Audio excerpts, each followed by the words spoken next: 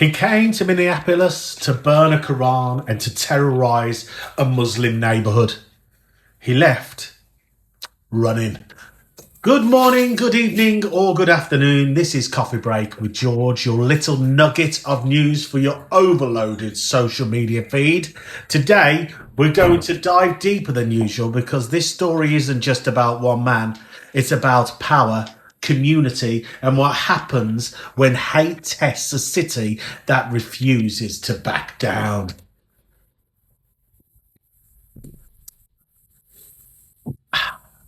So, who is Jake Lang? Let's start with the person at the centre of all this. Edward Jake Lang is best known for his role in the January the 6th attacks on the US Capitol. He was arrested for assaulting a police officer with a baseball bat, a serious federal crime, but later received a presidential pardon. That matters, because it tells us what kind of politics he operates in. Not persecution, not debate, but confrontation and intimidation.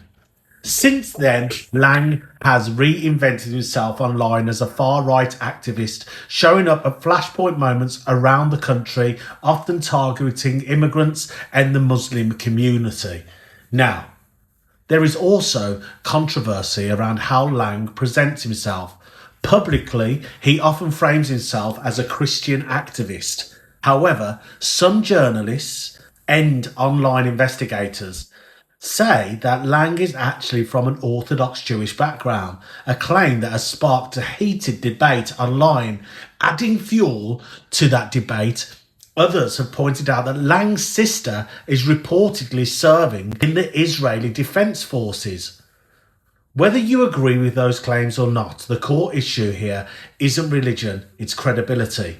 Many critics argue that Lang's public persona appears crafted for maximum provocation rather than honest political engagement. So why did Lang come to Minneapolis? He announced plans for an anti-Muslim pro-ICE rally, specifically targeting the Cedar-Riverside neighborhood, a community with deep Somali and Muslim roots. This area is not just a place on a map, it's a home, it's families, mosques, small businesses, schools, and immigrant stories. And Lang's stated intention to burn a Quran there was not random. It was designed to hurt, provoke, and intimidate.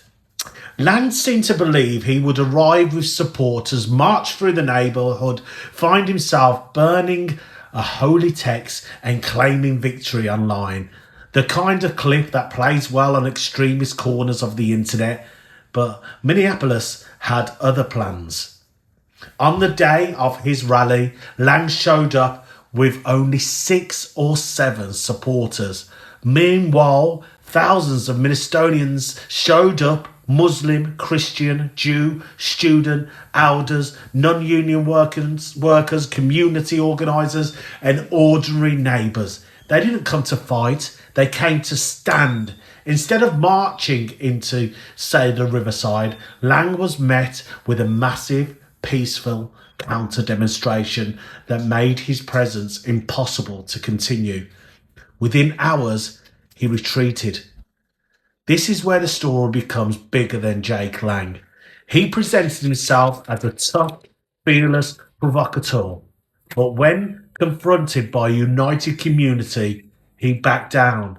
That tells you everything you need to know about the differences between online bravado and real-world accountability.